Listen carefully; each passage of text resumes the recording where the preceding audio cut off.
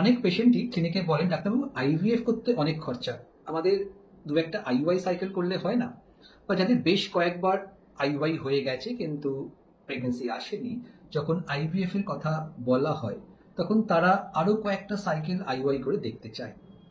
আমি ডক্টর ইন্দ্রনীল সাহা আজকে এইটাই আলোচনা করব যে সত্যি আইওয়াই কম খরচা বলেই কি আমরা আইওয়াই করব, এবং সেই আইওয়াই গুলো কিন্তু অহেতুক হবে।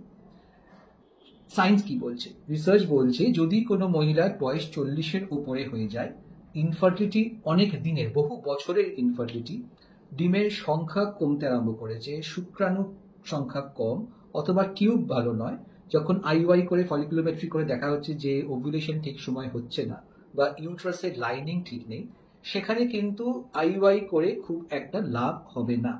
অথবা যখন আইওয়াই 6টা সাইকেল হয়ে গেল এবং কোনো রকম কারণ খুঁজে পাওয়া যাচ্ছে না বন্ধাত্ম বা আনএক্সপ্লেন ইনফার্টিলিটি, সেখানে কিন্তু আইওয়াই করে প্রেগনেন্সি রেট খুব কম, আপনি নর্মালিও ট্রাই করতে পারেন।